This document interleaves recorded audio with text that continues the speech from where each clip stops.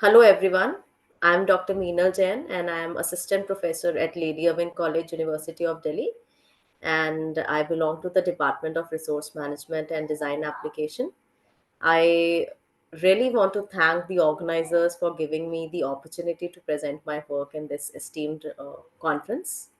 So the title of my presentation is Barriers in Off-Grid Solar Installations in Commercial Buildings in India, Perspective of Channel Partners. This paper has been jointly written by three of us. My co-authors are Professor Meenakshi Mital, who is the professor and head at Department of Resource Management and Design Application, Lady Irwin College, University of Delhi, India, and Professor Matt Syal, who is a professor at School of Planning, Design and Construction, Michigan State University, USA. So, starting with a brief introduction of the research, we all know that energy is indispensable for growth of economies, and we cannot exist without energy. And as the world population is growing and there is increased pressure on economic development, we are also putting pressure on the existing resources at the same time. And if we look at the future growth, the growth of economy in the coming future, we really are going to depend on long-term availability of affordable, accessible, and environment-friendly resources. And studies have shown that in the coming few decades, there's a projected increase in the global energy consumption by 48%. So, we can actually see how important energy is to us. And if we look at the nationwide data in terms of energy consumption, we can see that India is globally the third largest country in terms of energy consumption. And the energy use has almost doubled since the year 2010. So, in the last 2 decades, the energy consumption has almost doubled in India. The total installed capacity, if we look at that, then it has expanded from about 42,000 megawatts in the year 1985 to more than 3 lakh, close to 4 lakh megawatts by the end of 2021.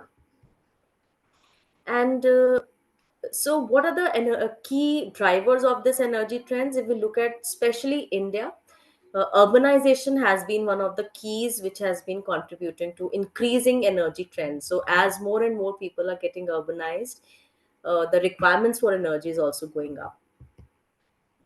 And this is the energy mix of India, wherein we can see that still we are majorly dependent on coal, which is a non-renewable form of energy, followed by renewable sources of energy, hydropower plants, nuclear, and natural gas. As I told you, coal, which is the most prominent source of energy, which is currently being used in India. However, as a country, we have to rely on a lot of imports for coal.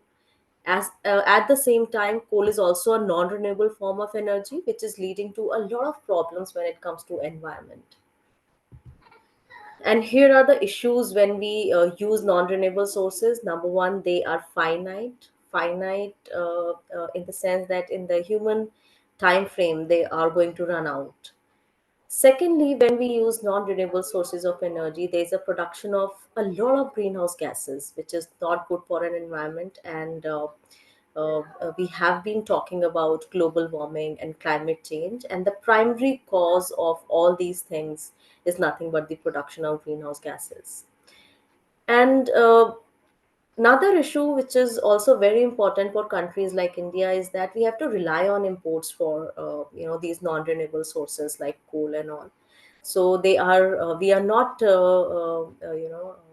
very rich when it comes to these resources. So we have to heavily rely on imports for these resources.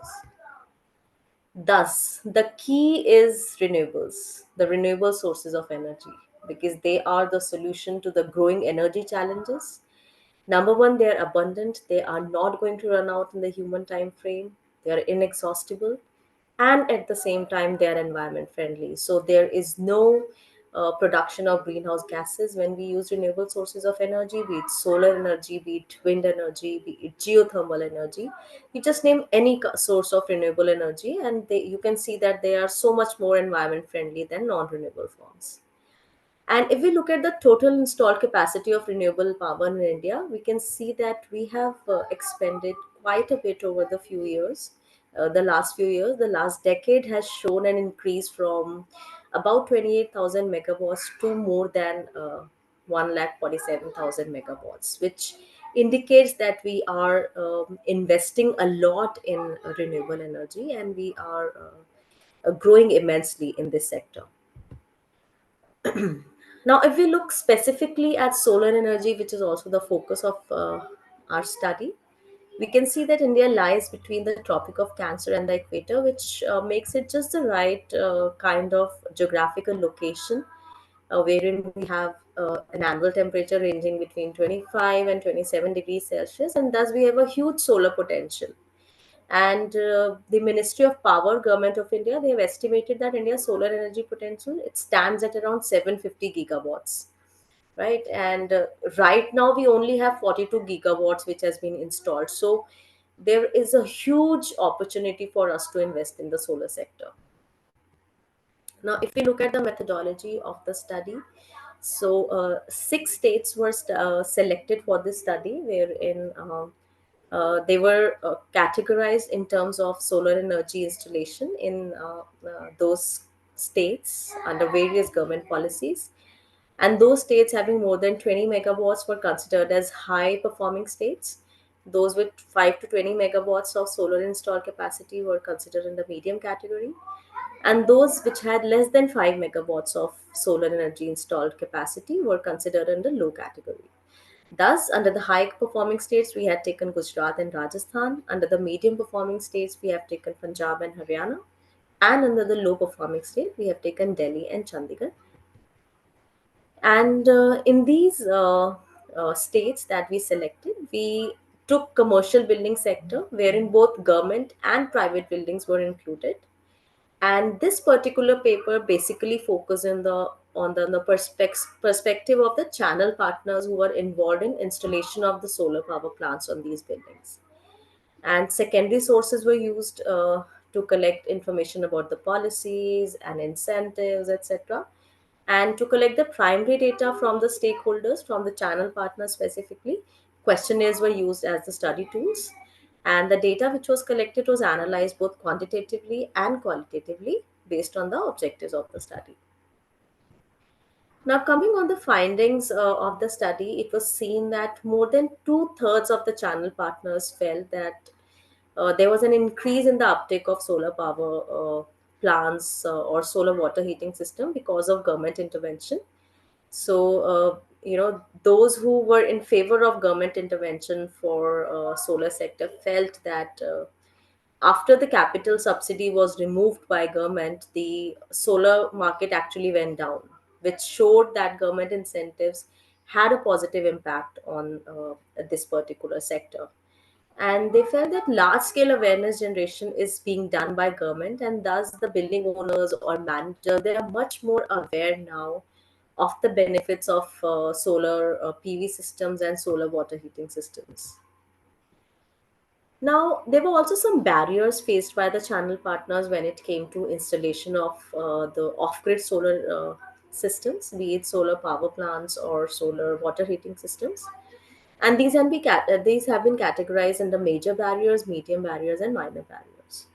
Now, if we look at the major barriers, they said that there is no timely release of capital subsidy by Ministry of New and Renewable Energy. So, if I give you a glimpse of how this capital subsidy worked, so basically the building owner gets the solar power plant at a subsidized rate, and that subsidy is given to the channel partner by the Ministry of New and Renewable Energy. So one of the major barriers faced by the channel partners was that the government was not releasing the subsidy on time.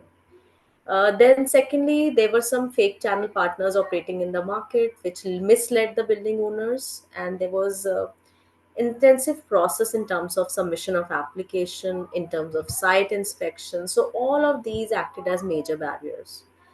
Then there were some medium barriers faced by them, like there was lack of transparency in policies in terms of who is giving the incentive, how much incentive. The procedures were not clearly laid down, and there was some inconsistency in policies and programs. because there was not proper notification as to when these policies were withdrawn. If there were any amendments, there was no proper notification. So these were acting as some medium barriers. And there were also some minor barriers which were faced by the channel partners in terms of the market of solar was unstable because there is no standardization of solar products, there is no standardization of the costs of solar products, and the application processes kept on changing without much notification. So, to overcome these barriers, there were also some suggestions given. First of all, they felt that the government should effectively make use of the right mix of media, and especially, with the social media coming up in such a big way, channel partners felt that apart from having the websites, it's essential to stress more on the social media. Then, mobile based applications should be developed for better reach of information. Also, the documentary requirements for the incentives, they should be a little more relaxed. And if we can consider the same application for different incentives, that will save on a lot of time for channel partners and also the building owners and managers. Then they felt that online mechanisms should be introduced for submission of applications, and the technical glitches which are there, to prevent them, some software should be regularly updated. There's the software being used by the government. Another thing that they suggested was that the capital subsidy, which is being delayed by MNRE right now, there should be a provision of advanced release of this capital subsidy, right? And if there are any new manufacturers which are introduced in the market, they should be checked for any malfunctioning. The targeted benefits for different type of consumers should be clearly spelled out in the policy document. The process of availing the incentive should be clearly illustrated, and so on.